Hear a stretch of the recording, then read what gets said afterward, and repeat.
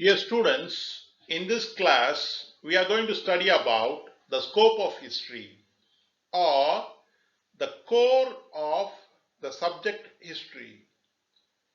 அன்புக்கினிய மாணவர்களே, இந்த வகுப்பில் வரலாற்றின் வீச்சு அல்லது வரலாற்றின் கருப்பொருள் என்ன என்பதை பற்றி இந்த வகுப்பில் படிப்போம்.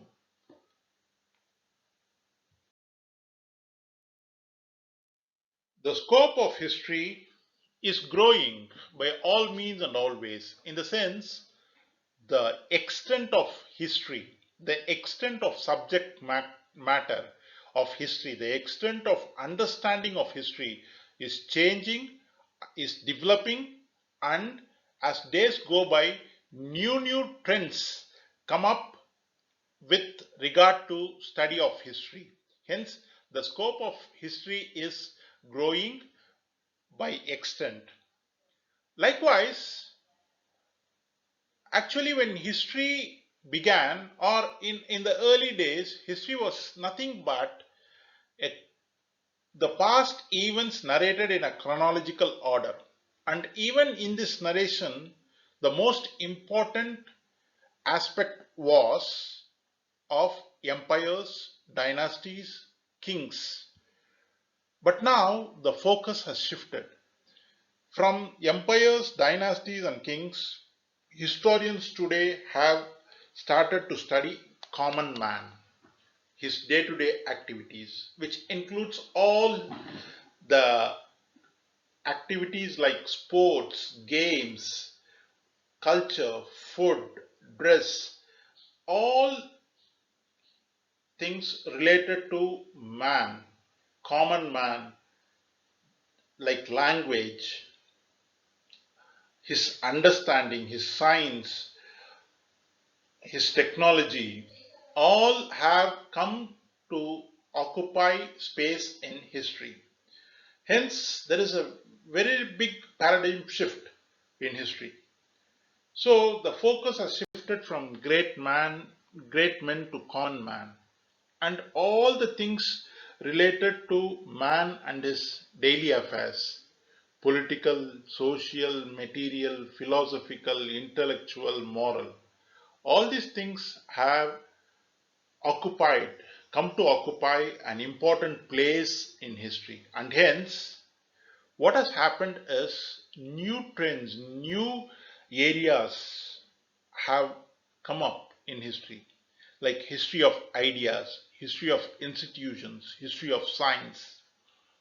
And the big mass, great subject matter of history has now been started to break down into small elements, and people study about very small and minute elements of history which were earlier neglected, and now hence we have something called as micro history. So the ultimate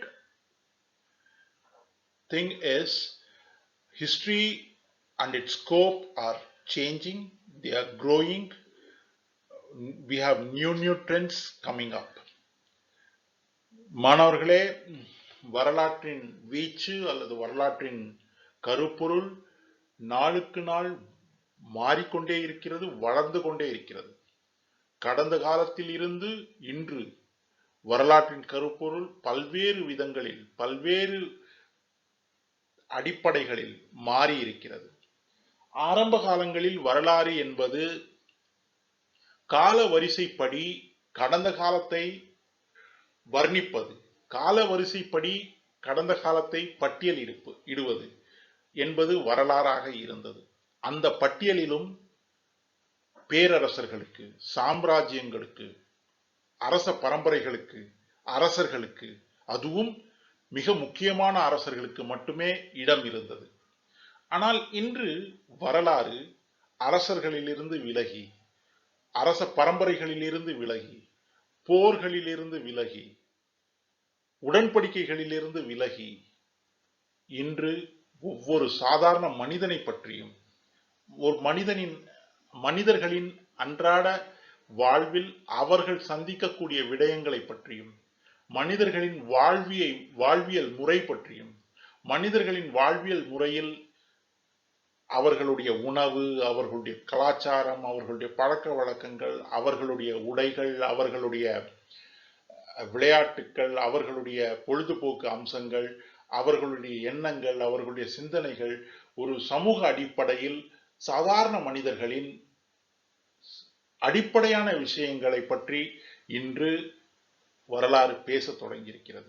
ஆக கடந்த காலங்களில் முக்கியஸ்தர்களை மட்டுமே வர்ணித்து வந்த வரலாறு இன்று சாதாரண மனிதனை கூட தன் பக்கம் இழுத்திருக்கிறது.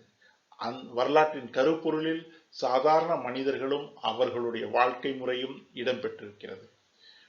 இன்று வரலாறு என்பது மனிதர்களுடைய எல்லா அம்சங்களையும், அரசியல், சமூகம், பொருளியல், தத்துவவியல், அறிவுசார் நிலை, நீதிநெறி போன்ற விஷயங்களையெல்லாம் உள்ளடக்கி இன்று வரலாறு வளர்ந்து கொண்டே இருக்கிறது. அப்படி வரலாறு வளரக்கூடிய காலகட்டத்தில் புதிய புதிய வகையான வரலாறுகள், நவீன வகையான வரலாறுகள், மாறுபட்ட வரலாறுகள் இன்று உதயமாகின்றன. அறிவியலுக்கான வரலாறு, நிறுவனங்களுக்கான வரலாறு, சிந்தனை சார்புக்கான வரலாறு, இப்படி பல்வேறு விதமான புதிய வரலாற்று வகைகள், வரலாற்று பிரிவுகள் நம்மிடையே பிரபலம் அடைந்து கொண்டிருக்கின்றன. அதேபோல் வரலாறு என்கின்ற அந்த பெரும் பாடம் இன்று சிறு சிறு துளிகளாக பிரிக்கப்பட்டு சிறு சிறு விடயங்களை பற்றி கூட பெரிய ஆய்வுகள், பெரிய ஆராய்ச்சிகள் நடத்தப்படுகின்றன. மைக்ரோ ஹிஸ்டரி என்று சொல்லப்படுகின்ற அந்த ஆய்வுகளில் சில ஊர்களுக்கு, சில கிராமங்களுக்கு, சில நிறுவனங்களுக்கு, சில கோயில்களுக்கு, சில பள்ளிவாசல்களுக்கு, சில தேவாலயங்களுக்கு, புறக்கணிக்கப்பட்ட மக்களுக்கு, அப்படி பல்வேறு காலம் காலமாக புறம் தள்ளப்பட்ட வரலாற்றில் இடம்பெறாத விஷயங்கள் இப்பொழுது முன்னிறுத்தப்படுகின்றன. ஆக வரலாற்றின் தன்மை, வரலாற்றின் வீச்சு, வரலாற்றின் மூல கருப்பொருள் வளர்ந்து கொண்டே இருக்கிறது. ஆகையால் வரலாறு மாறிக்கொண்டே இருக்கிறது. நாளுக்கு நாள் புதிய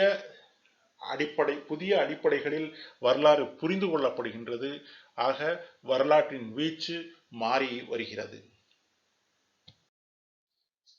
கடந்த காலங்களில் வெறும் வர்ணனையாக மட்டுமே இருந்த வரலாறு சமீப காலங்களில் அறிவியல் ஆய்வுகளுக்கு உட்படுத்தப்படுகின்றது. கடந்த காலங்களில் என்ன நடந்தது என்பது மட்டுமே கருப்பொருளாக இருந்தது.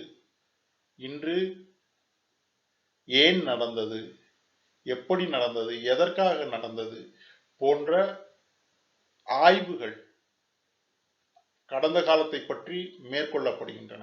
ஆக அடிப்படையில் இன்று வரலாறு என்பது வர்ணனை மட்டுமல்ல, கடந்த கால சம்பவங்கள் அல்லது சம்பவங்களை சித்தரிக்கக்கூடிய விடயம் மட்டுமல்ல வரலாறு. கடந்த கால சம்பவங்களை ஆய்வு செய்து ஏன், எதற்கு, எப்படி போன்ற கேள்விகளை எழுப்பி அறிவியல் பூர்வமாக, அறிவியல் ஆய்வகத்தை போல் அறிவியல் கோட்பாடுகளை பின்பற்றி இன்று கடந்த காலத்தை முழுமையாக அலசி ஆராயக்கூடிய ஒரு பாடப்பிரிவாக வரலாறு உருவாகி இருக்கிறது. கடந்த காலத்தில் வரலாறு என்பது வேறு சில பாடங்களின் கிளை பாடமாக கருதப்பட்டது. ஆனால் இன்று வரலாறு தன்னிகரற்ற, தனித்துவமான தனிப்பாடமாக உருவாகி இருக்கிறது. வரலாறு சமீப காலங்களில், குறிப்பாக மார்க்ஸ் அவர்களுடைய வருகைக்கு பிறகு பொருளியல் ரீதியான, பொருளியல் சார்ந்த விடயங்களை முக்கியத்துவம் கொடுத்து படிக்க தொடங்கியிருக்கிறது. அரசர்களை மட்டுமே படித்த வரலாற்றில் இன்று தொழிலாளர் இயக்கங்களை பற்றி படிக்கின்றோம். அரசர்களை மட்டுமே படித்த வரலாற்றில் இன்று விவசாய புரட்சிகளை பற்றியும் விவசாயிகள் போராட்டத்தை பற்றியும் படிக்கின்றோம். அரசர்களை மட்டுமே படித்த வரலாற்றில் இன்று வர்க்க போராட்டங்களை பற்றி படிக்கின்றோம். அரசர்களை மட்டுமே படித்த வரலாற்றில் இன்று உள்நாட்டு மற்றும் வெளிநாட்டு வாணிபங்களை பற்றி படிக்கின்றோம். கலைகளை பற்றி படிக்கின்றோம். தொழிற்சாலைகளை பற்றி படிக்கின்றோம். வணிகத்தை பற்றி படிக்கின்றோம். விவசாயத்தை பற்றி படிக்கின்றோம். ஆக இப்படி வரலாற்றின் வீச்சு, வரலாற்றின் கருப்பொருள் மாறிக்கொண்டே இருக்கிறது. அறிஞர்கள் வர வர ஒவ்வொருவரின் கோட்பாடுகளுக்கு தகுந்தாற்போல் வரலாற்றின் புரிதலும் வரலாற்றின் கருப்பொருளும் மாறிக்கொண்டிருக்கிறது. So previously history was narration. Previously history was a narration of past events. But today history is a scientific analysis on past events. Previously it was the question was what happened, but now the question is how and why it happened. So it is not just about what happened in the past, it is about why these things happened in the past, how these things happened in the past. And hence there is a great transformation in the scope of history. History is not just past events, but it is a description of a scientific analysis of the past events.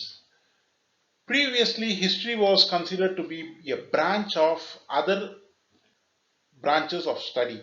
But now, history has emerged itself as an independent subject of study, and with new scholars coming in, with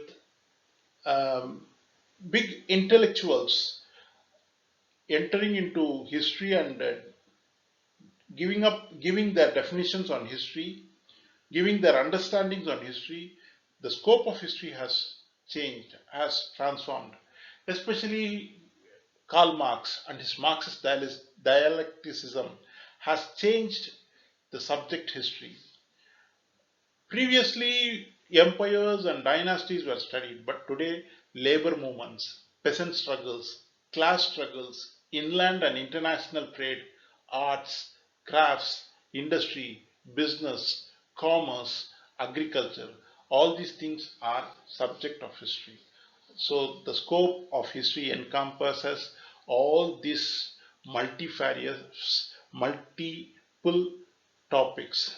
Hence, the scope of history has changed, it is changing, and history is growing.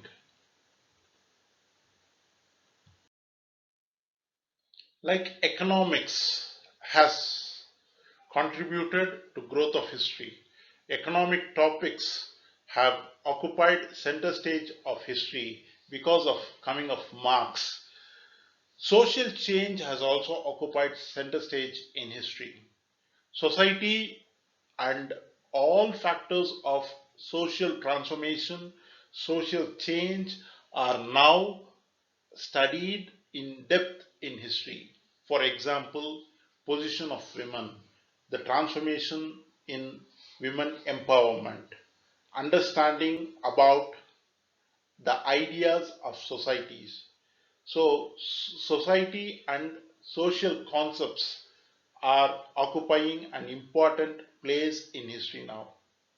History has two major parts. One is collection of data and another one is interpretation of data. And now with new trends emerging, collection of data has become scientific and hence more objective. Likewise, interpretation of data involves analysis. வரலாற்றில் சமீப காலங்களில் பொருளாதார நிகழ்வுகள், பொருளாதார விடயங்கள் அதிக இடத்தை கைப்பற்றியிருப்பதாக படித்தோம். கடந்த காலங்களில் அரசர்களையும் அரச போர்களையும் மட்டுமே படித்த வரலாறு பொருளியல் விஷயங்களை, பொருளாதார அடிப்படைகளை, மக்களுடைய வர்க்க போராட்டங்களை படிக்க தொடங்கி இருப்பதாக படித்தோம். எப்படி பொருளாதாரம் வரலாற்றில் ஒரு இடம் பிடித்திருக்கிறதோ, பொருளாதார மாற்றங்கள் வரலாற்றில் ஒரு இடம் பிடித்திருக்கிறதோ, அதுபோல் சமூக மாற்றங்களும் வரலாற்றில் ஒரு இடம் பிடித்திருக்கின்றன. ஒரு பெரும் இடம் பிடித்திருக்கின்றன. அரசர்களையும் அரச குடும்பங்களையும் அரச பரம்பரைகளையும் படித்த வரலாறு இன்று சமூக மாற்றங்களை பற்றி படிக்கின்றது, சமூக நிலைகளை பற்றி படிக்கின்றது. குறிப்பாக பெண்களின் நிலை, கடந்த காலங்களில் பெண்களின் நிலை, இன்று பெண்களின் நிலை எப்படி மாறி இருக்கிறது என்பது இன்று வரலாற்றின் ஒரு கருப்பொருளாக இருக்கிறது. மனிதர்களுடைய பண்புகள், மனிதர்களுடைய எண்ணங்கள், சிந்தனைகள், மனிதர்களுடைய கலாச்சாரம், மனிதர்களுடைய பழக்க வழக்கங்கள், மனிதர்களுடைய கலாச்சார அடையாளங்கள், மொழி போன்றவையெல்லாம் இன்று வரலாற்றில் ஒரு மிக முக்கியமான இடத்தை பிடித்திருக்கிறது. ஆக சமூக சிந்தனை, சமூக மாற்றங்கள் வரலாற்றின் ஒரு மிக முக்கியமான கருப்பொருளாக மாறியிருக்கிறது. வரலாறு என்பது அடிப்படையில் இரண்டு விஷயங்களை உள்ளடக்கியது. ஒன்று, கடந்த காலங்களை பற்றி குறிப்புகள் சேர்ப்பது அல்லது கடந்த காலத்தை பற்றி ஆய்வுக்கான கடந்த காலங்களை பற்றி தகவல்களை சேர்ப்பது மற்றும் அந்த தகவல்களை ஆய்வு செய்து அந்த தகவல்களின் அடிப்படையில் கருத்துக்களை கூறுவது. So, collection of data, interpretation of data. ஆவணங்களை சேர்ப்பது, ஆவணங்களை ஒருங்கிணைப்பது, ஆவணங்களை தொகுப்பது ஒரு பகுதி. இன்னொரு பகுதி தொகுக்கப்பட்ட ஆவணங்களின் அடிப்படையில் கருத்துக்களை கூறுவது. சமீப காலங்களில் இந்த இரண்டு நிலைகளிலும் பெரிய மாற்றங்கள் வந்திருக்கின்றன. ஆவணங்களை சேர்ப்பது என்பது அறிவியல் ரீதியாக, அறிவியல் அடிப்படையில் ஆவணங்கள் தொகுக்கப்படுகின்றன. அப்படி அறிவியல் அடிப்படையில் ஆவணங்கள் தொகுத்து, ஆவணங்கள் சரிபார்த்து, தகவல்கள் சரிபார்க்கப்படுவதால் வரலாறு மிக துல்லியமானதாக, மிக சரியானதாக, மிகவும் தவறுகளுக்கு அப்பாற்பட்டு அல்லது சார்பு தன்மை அல்லாமல் ஒரு நேர்மையான வரலாறாக விளங்குகின்றது. ஆக சமீப காலங்களில் ஏற்பட்டிருக்கக்கூடிய மாற்றம் வரலாற்றில் தகவல்களை தொகுக்கின்ற போது அறிவியல் அடிப்படைகள் உள்வாங்கப்பட்ட காரணத்தினால் வரலாறு மேலும் துல்லியமாக, நேர்மையானதாக, வரலாற்றில் உண்மைத்தன்மை என்பது மிக முக்கியமானதாக கருதப்பட்டு வரலாற்று ஆசிரியர்களின் அடிப்படை நோக்கமாக கடந்த காலத்தை பற்றிய உண்மையின் தேடல் மிக பிரதான இடத்தை பிடிக்கின்றது. அதேபோல் எப்படி ஆவணங்களை சேர்ப்பது வரலாற்றில் ஒரு மிக முக்கியமான விடயமோ, அந்த ஆவணங்களின் அடிப்படையில் கருத்துக்களை அல்லது அந்த ஆவணங்களின் அடிப்படையில் யூகங்களை சொல்வது என்பது இரண்டாம் நிலை. அதுவும் கூட சமீப காலங்களில் மிக முக்கியமான ஆய்வுகளுக்கெல்லாம், ஒப்பீடுகளுக்கெல்லாம் உட்படுத்தப்பட்டு மிக துல்லியமாக மாறுதல்கள் ஏற்பட்டு சமீப காலங்களில் வரலாறு மிகப்பெரிய வளர்ச்சியை அடைந்திருக்கிறது. இந்த இரண்டு நிலைகளிலும், ஆவணங்களை தொகுப்பதிலும், ஆவணங்களின் அடிப்படையில் கருத்து உருவாக்கத்திலும் அறிவியல் ரீதியாக, அறிவியல் அடிப்படையிலான கருத்துக்கள் உள்வாங்கப்பட்டு இரண்டு நிலைகளும் பெரிய அளவில் மாறி இருக்கின்றன. Two branches of history emerged. New ideas came out, and one important idea was universal history. Ibn Khaldun is considered to be the father of universal history, and this universal history says that the entire history of entire mankind is the history of universe. In the sense, history of universe cannot be subjugated, or history of universe cannot be bifurcated into different parts. It's a one composite whole. It has to be studied as a one composite whole, where every part has its influence in other part. So universal history.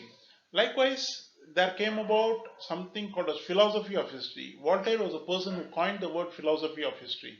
Once this philosophy of history was coined, people came about with different theories. People like Hegel, Marx, Comte, Spengler, Croce, Toynbee, they came about with various ideas regarding philosophy of history. And these ideas said that history is not isolated events, history is not individuals, but history is about progress and decline of societies with respect to or with reference to all the aspects of human culture. So history kept on growing, and in this growth, neglected areas started getting highlighted or started getting great importance. People started studying about African countries, people started studying about Latin American countries, people started studying about India in Europe, people started studying about Far East, China and Japan in Europe. Likewise, history has grown, the scope of history has grown, and the growth of few subjects has also helped the growth of history. For example, the growth of anthropology has influenced history in the way that small communities, especially tribals, aborigines, have received a great attention in history because of the growth of anthropology. வரலாற்றின் வளர்ச்சி என்பது புது புது தத்துவங்களை, சித்தாந்தங்களை உலகுக்கு அறிமுகப்படுத்தியது.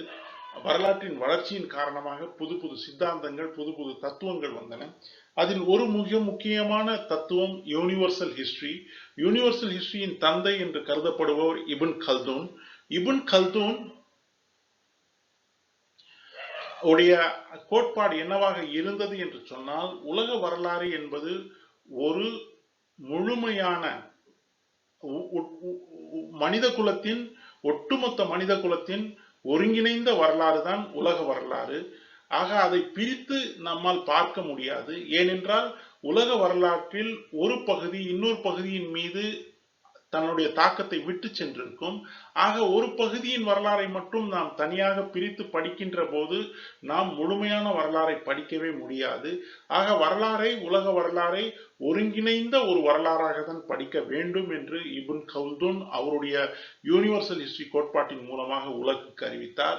அதே போல் philosophy of history அல்லது வரலாற்று தத்துவம் என்ற அந்த கோட்பாட்டை வால்டேர்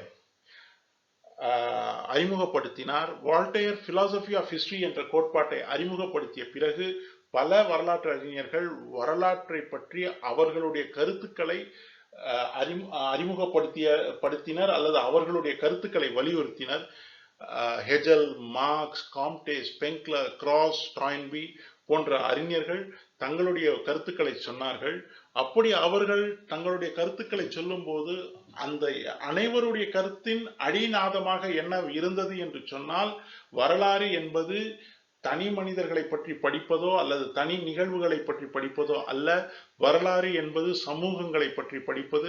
வரலாறு என்பது ஒரு சமூகம் எப்படி சிறப்படைகிறது, ஒரு சமூகம் எப்படி வீழ்ந்து போகிறது என்பதை பற்றி படிப்பது.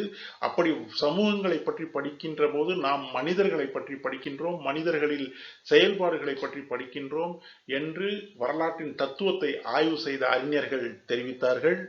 வரலாற்றின் வளர்ச்சியின் காரணமாக வரலாற்றில் ஒதுக்கப்பட்ட, வரலாற்றில் புறம் தள்ளப்பட்ட பல பகுதிகள் முக்கியத்துவம் அடைந்தன.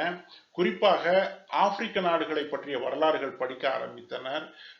லாட்டின் அமெரிக்க நாடுகளின் வரலாறுகளை படிக்க ஆரம்பித்தனர். இந்தியாவை பற்றி படிப்பதற்காகவே தனி பாடப்பிரிவுகள் உருவாகின. சைனா, ஜப்பான் போன்ற நாடுகளை பற்றி படிப்பதற்காக தனி பாடப்பிரிவுகள் உருவாகின. ஆக வரலாறு வளர்ந்து கொண்டே இருந்தது. ஒவ்வொரு நாளும் வரலாறு புது புது கோணங்களில், புது புது அடிப்படைகளில் புதிய விஷயங்களை அறிமுகப்படுத்திக் கொண்டே இருந்தது. அதே போல் சில பாடப்பிரிவுகளின் வளர்ச்சி வரலாற்றை பெரிய அளவில் மாற்றி அமைத்திருக்கிறது. குறிப்பாக மானுடவியல் என்ற பாடம், ஆங்கிலத்தில் ஆந்த்ரோபாலஜி என்று சொல்கின்ற மானுடவியல் என்ற பாடம் வரலாற்றை மிகப்பெரிய அளவில் பாதித்திருக்கிறது. உதாரணமாக, மானுடவியலின் காரணமாக வரலாற்றில் சிறு சிறு சமூகங்களை பற்றி, குறிப்பாக ட்ரைபல்ஸ் என்று சொல்லப்படுகின்ற பழங்குடியின மக்களை பற்றி படிக்கக்கூடிய ஆர்வம் வரலாற்று அறிஞர்களுக்கு அதிகமாக அதிகமாகி இருக்கிறது இந்த ஆந்த்ரோபாலஜியின் காரணமாக.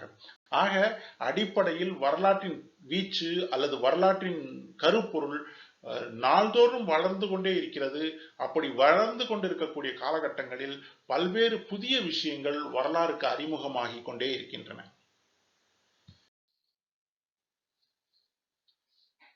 Evolution of new ideas also enlarged the scope of history. Previously, objective empiricism was an idea that dominated history. Objective empiricism was an area or an idea which stressed that the sources should be very accurate, and the past, when it is recreated, should be recreated without any mistake or without any fault line. Then, but objective empiricism stopped with that. It was objective empiricism stressed that recreation of past in the most accurate form. But from objective empiricism, we had historicism. And when we came to historicism, the idea changed. Instead of just studying the accurate past, we started to study about the past with an evolutionary approach, or any aspect of history was studied from origin to growth to maturity and to deterioration. So from objective empirism we had historicism. Then later there came about positivists who said that with the help of history we can evolve general laws. The human behavior, with the help of history, human behavior can be assessed and there can be general laws can be evolved. Then came historical relativism, which said that interpretation of data will be affected by subjective factors characteristic either of the historian or of the period in which the historian lives. ஆக வரலாற்றின் வீச்சு அல்லது வரலாற்றின் கருப்பொருள் என்பது புதிய சிந்தனைகள், புதிய அடிப்படைகள், புதிய வரலாற்று கோட்பாடுகளின் அறிமுகத்தால் வளர்ச்சி பெற்றிருக்கிறது. ஆரம்பத்தில் ஆப்ஜெக்டிவ் எம்பிரிசிசம் என்று சொல்கின்ற வரலாற்று கோட்பாடு வரலாற்றை மிகப்பெரிய அளவில் ஆதிக்கம் செலுத்தியிருந்தது. ஆப்ஜெக்டிவ் எம்பிரிசிசம் என்ற கருத்து அல்லது ஆப்ஜெக்டிவ் எம்பிரிசிசம் என்ற சிந்தனை என்ன சொன்னது என்று சொன்னால், வரலாறு கடந்த காலத்தை அப்படியே உருவாக்க வேண்டும், அல்லது ஆப்ஜெக்டிவ் எம்பிரிசிசம் என்பது கடந்த காலத்தை மீண்டும் உருவாக்குவதில் மிக கவனம் செலுத்தி அந்த மீண்டும் உருவாக்கப்படுகின்ற கடந்த காலம் எந்தவித பிழையும் இல்லாமல் உருவாக்கப்படுவதாக இருந்தது. அதாவது வரலாற்றின் அடிப்படை நோக்கமாக எம்பிரிசிஸ்ட் அவர்களுடைய வரலாற்று அடிப்படை நோக்கமாக அவர்கள் சேகரித்த ஆதாரங்கள் துல்லியமானதாக இருக்கிறதா என்பதை பார்த்து வரலாற்று நிகழ்வுகள் அந்த காலகட்டத்தில் எப்படி இருந்ததோ அதை அப்படியே உருவாக்கினார்கள், எந்த விதமான பிழைகளும் அல்லாமல். ஆதாரங்களிலிருந்து பிழைகள் அகற்றப்பட்டு கடந்த காலத்தை மீட்டுருவாக்கினார்கள். ஆக எம்பிரிசிஸ்ட் என்று சொல்லப்படுபவர்கள் ஆதாரங்களுக்கு மிக முக்கியத்துவம் கொடுத்தனர். ஆனால் அடுத்த நிலை வந்தது. ஆப்ஜெக்டிவ் எம்பிரிசிசத்தில் இருந்து ஹிஸ்டாரிசிசம் என்ற நிலைக்கு வந்தோம். ஹிஸ்டாரிசிசம் என்பது கடந்த காலத்தை பற்றி படிக்கின்ற போது வெறும் கடந்த காலத்தை பற்றி நிறுத்துவதல்ல, அந்த கடந்த காலத்தின் தொடக்க புள்ளி, அதாவது கடந்த கால சமூகத்தை பற்றி படித்தோம் என்று சொன்னால், அல்லது கடந்த காலத்தில் இருந்த ஒரு சிந்தனையை பற்றி படித்தோம் என்று சொன்னால், கடந்த காலத்தில் இருந்த பழக்க வழக்கத்தை பற்றி படிக்கிறோம் என்று சொன்னால், அந்த விடயத்தின் துவக்க புள்ளி, அதன் வளர்ச்சி, அதன் இறுதி நிலை பற்றி முழுமையாக படித்தது. ஆக சம்பவங்களை மட்டுமே படித்தோம், கடந்த காலத்தை பற்றுமே படித்தோம். ஆனால் இப்பொழுது கடந்த காலத்தை முழுமையாக, கடந்த காலத்தில் ஒரு நிகழ்வு அதன் தொடக்க புள்ளியிலிருந்து அதன் வளர்ச்சியிலிருந்து அதன் இறுதி நிலை வரை படிக்கக்கூடிய நிலை உண்டானது. ஆப்ஜெக்டிவ் எம்பிரிசிசத்திலிருந்து ஹிஸ்டாரிசிசம் போகும்போது அடுத்த ஒரு நிலை வந்தது பாசிட்டிவிஸ்ட் என்ற ஒரு சிந்தனை சார்போடு வந்தவர்கள். கடந்த காலத்தில் இருந்து, கடந்த கால விடயங்களிலிருந்து நாம் அடிப்படை கோட்பாடுகளை உருவாக்க முடியும், அடிப்படை கோட்பாடுகளை உருவாக்க வேண்டும். மனித நடவடிக்கைகள் அல்லது மனிதனின் பண்புகள் சில அடிப்படை கோட்பாடுகளுக்கு உட்படுத்த முடியும் வரலாற்றின் அடிப்படையை கொண்டு என்று சொன்னார்கள். இறுதியாக ஹிஸ்டாரிக்கல் ரிலேட்டிவிசம் என்ற ஒரு பாடப்பிரிவு வந்தது. அந்த ஹிஸ்டாரிக்கல் ரிலேட்டிவிசம் என்ற பாடம் என்ன சொன்னது என்று சொன்னால், கடந்த கால நிகழ்வுகள் அந்த காலத்தில் இருந்த கால சூழலுக்கு தகுந்தாற்போல் நடந்திருக்கும். அதை நாம் இன்று புரிந்து கொள்ளக்கூடிய வேளையில் அந்த கால சூழலையும் அந்த கால சூழலையும் அந்த கால சூழலில் இருந்த சமூக நிலையையும் உள்ளடக்கிதான் நாம் வரலாறை படிக்க வேண்டும் என்ற ஒரு நிலையை உருவாக்கியது.